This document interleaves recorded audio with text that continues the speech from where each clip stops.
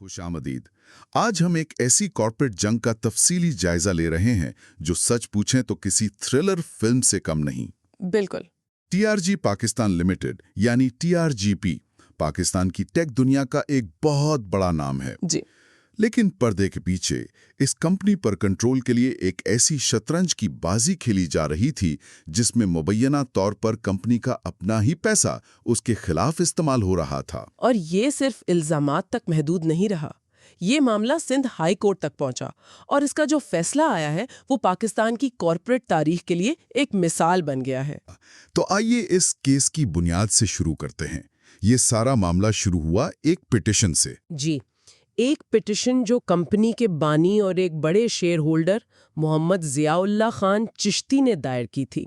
और इनका बुनियादी इल्जाम बहुत सीधा और काफी संगीन था। बहुत संगीन था। उनका कहना था कि एक बैरूनी कंपनी ग्रीन ट्री होल्डिंग्स टीआरजीपी पर कंट्रोल हासिल करने के लिए जो पैसा इस्तेमाल कर रही है वो दरअसल खुद टीआरजीपी का है। अच्छा। और ये इल्जाम सीधा कंपनीज एक्ट 2017 के सेक्शन 86(2) से टकराता है। और ये सेक्शन क्या कहता है? कानून इस मामले में बिल्कुल वाज़ेह है। कोई भी पब्लिक कंपनी अपने ही हिस्से खरीदने के लिए किसी को माली मदद यानी फाइनेंशियल असिस्टेंस नहीं दे सकती। यानी आप अपनी जेब से पैसे निकालकर किसी को ये नहीं कह सकते कि जाओ और बाजार से मेरा ही सामान खरीद लो। बिल्कुल, यही इस पूरे केस का आप कह लें मरकजी नुक्ता था। इस कहानी को पूरी तरह समझने के लिए मेरा ख्याल है इसके किरदारों और उनके आपस में जो उलझे हुए ताल्लुकात हैं उनको समझना बहुत जरूरी है। जी बिल्कुल। यहाँ 4 अहम किरदार हैं। पहला तो खुद टीआरजी पाकिस्तान यानी टीआरजीपी है। ये हमारी टारगेट कंपनी हुई। जी, ये पाकिस्तान स्टॉक एक्सचेंज में लिस्टेड कंपनी है और इस कहानी का वो इनाम जिसे हर कोई हासिल करना चाहता है। इसका सबसे बड़ा असासा एक दूसरी कंपनी में इसकी शेयर होल्डिंग है। और वो दूसरी कंपनी है the resource group international limited यानी TRGIL। हाँ, ये बरमूडा में रजिस्टर्ड एक इन्वेस्टमेंट होल्डिंग कंपनी है। यहाँ एक टेक्निकल लेकिन बहुत अहम नुक्ता है। क्या? टीआरजीपी के पास TRJIL के 68.8% सीरीज बी प्रेफर्ड शेयर्स तो हैं, लेकिन वोटिंग के हुकूक सिर्फ 45.3% है। अच्छा, तो इसका मतलब ये हुआ कि इसका मतलब ये है कि इसी 45.3% की वजह से टीआरजीपी कानूनी तौर पर टीआरजीपी की सब्सिडरी नहीं बल्कि एक एसोसिएट कंपनी कहलाती है। सब्सिडरी और एसोसिएट में क्या फर्क है एक आम इन्वेस्टर के लिए? देखें, सब्सिडरी होने का मतलब है मुकम्मल कंट्रोल, जबकि एसोसिएट का मतलब है कि आपका असर और रसूख तो है लेकिन आप रोजमर्रा के फैसले कंट्रोल नहीं कर रहे। तो ये कंट्रोल की कमी ही मसले की जड़ बनी। बिल्कुल, इसी ने इस पूरे तनाज़े को जन्म दिया। ठीक है, तीसरा किरदार है ग्रीन ट्री होल्डिंग्स। जी, ये भी बरमूदा में रजिस्टर्ड है और ये TRGIL की 100% मुल्कियत वाली सब्सिडियरी है। और इसे बनाया क्यों गया था? इसे खास तौर पर TRGP के हिस्से खरीदने के लिए एक स्पेशल पर्पस व्हीकल या SPV के तौर पर बनाया गया था। ये इस खेल में एक्वायरर यानी खरीदार का किरदार अदा कर रही थी। और चौथे किरदार हैं पिटिशनर खुद मोहम्मद जियाउल्लाह खान चिश्ती। जी, वो TRGP और TRGIL दोनों के बानी हैं। 2021 में एक स्कैंडल के बाद उन्हें दोनों कंपनियों से इस्तीफा देना पड़ा, लेकिन वो अब भी TRGP में तकरीबन 16% हिस्सों के मालिक हैं। तो एक तरह से एक बाहर किए गए बानी जो अब सिस्टम को चैलेंज कर रहे थे। बिल्कुल। यहाँ एक बात मुझे बहुत हैरानकुन लगी, वो है इंतजामिया का गठजोड़। TRGIL के 10 में से 6 डायरेक्टर्स TRGP के बोर्ड पर भी बैठे हैं। यही नहीं, TRGP का चेयरमैन TRGIL का CEO है और TRGP का CEO TRGIL का चीफ इन्वेस्टमेंट ऑफिसर है। ये तो सीधा सीधा कॉन्फ्लिक्ट ऑफ इंटरेस्ट है। ये तो ऐसा ही है कि एक मैच में एम्पायर और एक टीम का कप्तान एक ही शख्स हो। आपने बिल्कुल सही पकड़ा। ये कॉर्पोरेट गवर्नेंस का एक क्लासिक मसला है। जब फैसला करने वाले और फायदे उठाने वाले एक ही हों तो अक़लियती शेयर होल्डर्स के मफादात खतरे में पड़ जाते हैं। और इसी पस मंजर में ये पूरा खेल शुरू हुआ। जी, दिसंबर 2021 में TRGIL की एक पेशकश से। तो कहानी का आगाज यहाँ से होता है। दिसंबर 2021 में TRGIL ने अपने शेयर होल्डर्स को उनके हिस्से वापस खरीदने यानी रिडीम करने की पेशकश की। जी, और टीआरजी पे चूंकि वो टीआरजीआईएल का सबसे बड़ा शेयर होल्डर था, इस पेशकश का सबसे बड़ा फायदा उठा सकता था। उनके हिस्से में कितनी रकम आ रही थी? तकरीबन 120 मिलियन अमरीकी डॉलर नगद और आईबेक्स लिमिटेड नामी कंपनी के 5.4 मिलियन शेयर्स।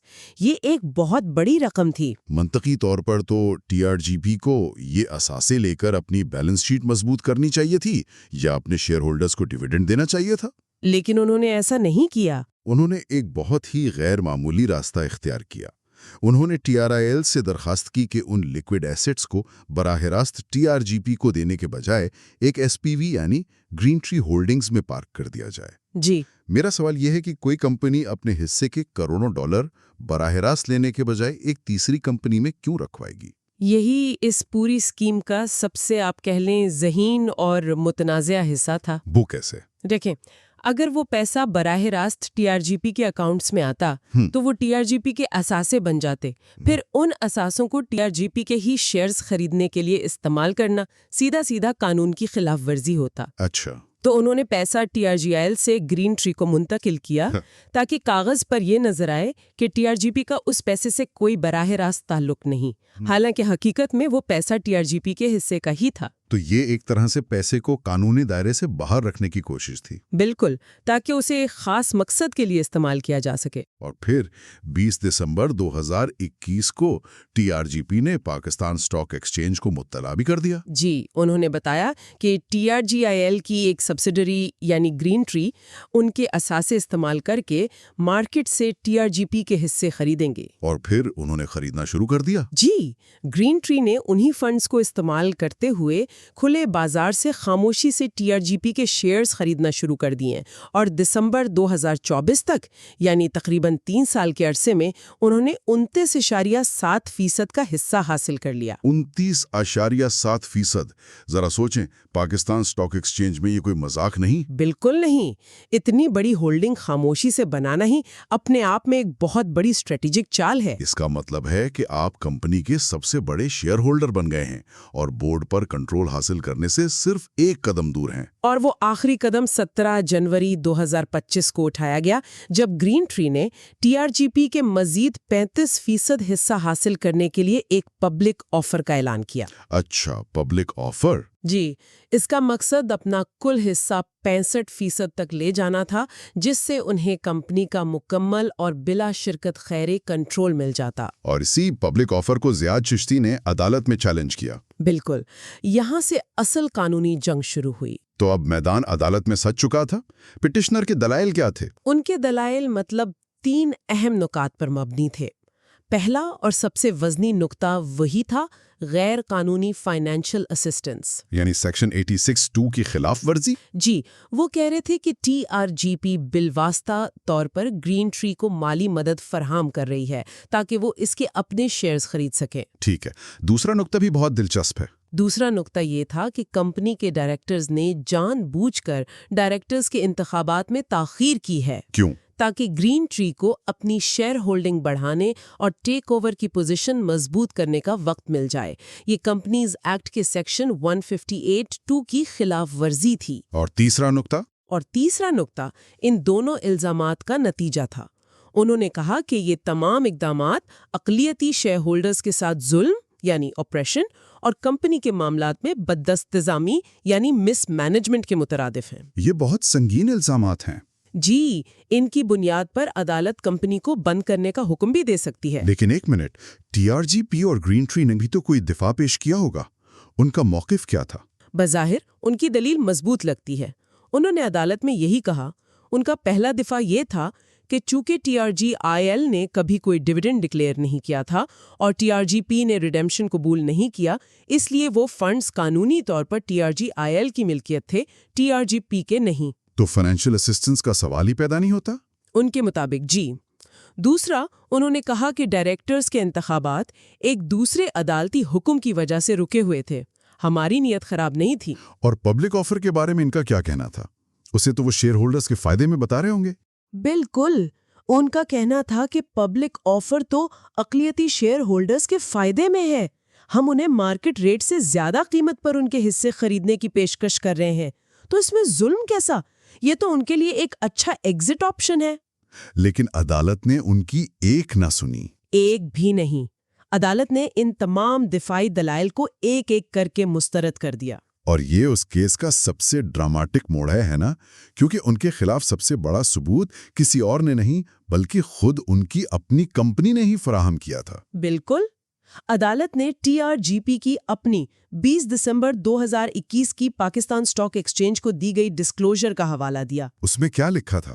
اس ڈسکلوجر میں کمپنی نے خود اپنے الفاظ میں یہ لکھا تھا کہ TRGP's portion of the liquid assets کو اس کے اپنے حصے خریدنے کے لیے استعمال کیا جائے گا۔ واہ، یعنی انہوں نے خود ہی مان لیا کہ وہ اثاثے TRGP کے حصے کے تھے۔ جی، یہ ایک طرح سے اقرار جرم تھا۔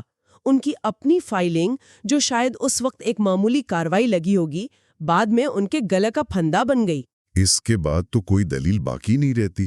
جی، عدالت نے سبسٹنس اوور فارم کے اصول کو اپنایا، یعنی کاغذ پر کیا لکھا ہے اس سے زیادہ اہم یہ ہے کہ حقیقت میں کیا ہو رہا ہے۔ اور حقیقت یہ تھی کہ وہ پیسہ TRGP کا تھا۔ حقیقت یہ تھی کہ وہ پیسہ TRGP کے حصے کا تھا، جسے گھما پھرا کر اسی کے شیئرز خریدنے کے لیے استعمال کیا جا رہا تھا۔ عدالت نے یہ بھی مانا کہ ڈائریکٹرز کے انتخابات میں جان بوجھ کر تاخیر کی گئی۔ تو جب عدالت اس نتیجے پر پہنچی تو فیصلہ کیا آیا؟ اس کے کیا اثرات ہوئے؟ عدالت نے کہا کہ یہ نہ صرف قوانین کی خلاف ورزی ہے، بلکہ یہ اقلیتی شیئر ہولڈرز کے ساتھ آپریشن اور کمپنی میں مس مینجمنٹ کا ایک واضح کیس ہے۔ یہاں تک کہا کہ کمپنی کو بند بھی کیا جا سکتا تھا۔ جی، عدالت نے کہا کہ یہ صورتحال اتنی سنگین تھی کہ کمپنی کو ختم کرنے یعنی وائنڈنگ اپ کے لیے بھی بنیاد بن سکتی تھی۔ لیکن ظاہر ہے کمپنی کو بند کرنا کسی کے مفاد میں نہیں تھا، تو عدالت نے اصلاحی اقدامات کیا کیے؟ کمپنی کو بند کرنے کے بجائے عدالت نے سیکشن 286 کے تحت اپنی طاقت کا استعمال کرتے ہوئے 4 بہت بڑے اور دور رس نتائج کے حامل احکامات جاری کیے۔ پہلا حکم کیا تھا؟ پہلا حکم یہ تھا کہ گرین ٹری کی TRGP میں موجود تمام 29.7% شیئر ہولڈنگ کو TRGP کی اپنی ملکیت قرار دے دیا جائے، جو اب ٹریجری شیئرز کے طور پر رکھے جائیں گے۔ ایک منٹ، ٹریجری شیئرز؟ اس کا ایک عام انویسٹر کے لیے کیا مطلب ہے؟ اس کا مطلب یہ ہے کہ کمپنی نے اپنی ہی شیئرز خرید کر ایک طرح سے تجوری میں بند کر دیے ہیں۔ اب وہ مارکیٹ میں گردش نہیں کر رہے اور نہ ہی ان پر کوئی ووٹ ڈال سکتا ہے۔ یعنی ان شیئرز کا کوئی ووٹنگ حق نہیں، کوئی ڈیویڈنڈ نہیں؟ کچھ بھی نہیں۔ اس ایک حکم سے گرین ٹری، جو کمپنی کا سب سے بڑا شیئر ہولڈر بننے والا تھا، ایک ہی جھٹکے میں صفر پر آ گیا۔ یہ تو پورا کھیل ہی پلٹ گیا۔ اور اسی کے نتیجے میں دوسرا حکم آیا کہ گرین ٹری کی طرف سے دی گئی پبلک آفر کو ختم کر دیا گیا۔ ظاہر ہے، جب آپ کے پاس ایک بھی شیئر نہیں تو آپ مزید شیئرز خریدنے کی پیشکش کیسے کر سکتے ہیں؟ صحیح۔ اور تیسرا حکم؟ تیسرا حکم TRGP کے بورڈ کو فوری طور پر نئے ڈائریکٹرز کے انتخاب کے لیے میٹنگ بلانے کا تھا۔ یہ براہ راست کنٹرول انتظامیہ سے لے کر واپس شیئر ہولڈرز کو دینے کے مترادف تھا۔ اور چوتھا حکم؟ چوتھا حکم یہ تھا کہ نیا منتخب ہونے والا بورڈ یہ فیصلہ کرے گا کہ ان ٹریجری شیئرز کا کیا کرنا ہے۔ انہیں کینسل کرنا ہے، بیچنا ہے یا رکھنا ہے؟ جی، یہ نئے بورڈ کو کمپنی کی کیپٹل سٹرکچر کو اثر نو ترتیب دینے کا مکمل اختیار دیتا ہے۔ مختصراً، عدالت نے نہ صرف ٹیک اوور کی کوشش ناکام بنائی، بلکہ کمپنی کا کنٹرول واپس شیئر ہولڈرز کے حوالے کر دیا۔ یہ واقعی ایک جامع فیصلہ ہے۔ تو اگر میں ایک چھوٹا شیئر ہولڈر ہوتا جو یہ سب دیکھ رہا ہوتا، تو اس پورے کیس سے مجھے کیا سبق سیکھنے چاہیے؟ اس کیس میں انویسٹرز کے لیے بہت اہم اسباق ہیں۔ پہلا اور سب سے اہم، ریڈ دا فائن پرنٹ، یعنی کمپنی کے اعلانات اور مالیاتی گوشواروں کو بغور پڑھیں۔ انتہائی ضروری ہے۔ جیسا کہ ہم نے دیکھا، TRGP کی اپنی ڈسکلوجر ہی ان کے خلاف سب سے بڑا ثبوت بن گئی۔ دوسرا سبق یقیناً کارپوریٹ گورننس کی اہمیت ہے۔ یہ صرف کتابی باتیں نہیں ہیں۔ نہیں، بالکل نہیں۔ کانفلکٹ آف انٹرسٹ کے حقیقی مالیاتی نتائج ہوتے ہیں۔ جب ایک ہی انتظامیہ 2 کمپنیوں کے مفادات کی نمائندگی کر رہی ہو تو اقلیتی شیئر ہولڈرز کو نقصان پہنچنے کا خطرہ بہت بڑھ جاتا ہے۔ اور تیسرا سبق جو میرے خیال میں بہت اہم ہے، وہ یہ کہ قانون آپ کو تحفظ دیتا ہے۔ بالکل، قانون اقلیتی شیئر ہولڈرز کے حقوق کے تحفظ کے لیے مضبوط میکانزم فراہم کرتا ہے۔ اس کیس میں پٹیشنر نے سیکشن 286 کا بھرپور استعمال کیا، جو اپریشن اور مس مینجمنٹ کے خلاف ایک بہت طاقتور ہتھیار ہے۔ یہ ظاہر کرتا ہے کہ اگر آپ کے پاس ٹھوس ثبوت ہیں تو آپ سٹیٹس کو چیلنج کر سکتے ہیں۔ جی، تو عدالت نے ٹیک اوور کو تو روک دیا ہے، لیکن کہانی یہاں ختم نہیں ہوتی۔ اب یہ کیس ایک نئے اور شاید زیادہ پیچیدہ موڑ پر ہے۔ بالکل۔ عدالت نے شطرنج کی بساط کو صاف کر دیا ہے، لیکن کھلاڑی اب بھی وہی ہیں۔ تو اب اصل سوال یہ ہے کہ آگے کیا ہوگا؟ اور یہی وہ سوال ہے جو ہم سننے والوں کے لیے چھوڑ رہے ہیں۔ جب ایک کمپنی کی موجودہ انتظامیہ اور اس کا بانی اور بڑا شیئر ہولڈر اس طرح کھلی جنگ میں ہوں، تو نئے بورڈ کی تشکیل کے بعد کمپنی کے مستقبل، اس کی حکمت عملی اور اس کے استحکام پر کیا اثرات مرتب ہوں گے؟ کیا یہ فریقین مل کر کام کرنے کا کوئی راستہ نکال پائیں گے، یا یہ جنگ بورڈ روم کے اندر جاری رہے گی؟ یہ وہ سوال ہے جس پر ہر موجودہ اور ممکنہ سرمایہ کار کو غور کرنا ضروری ہے۔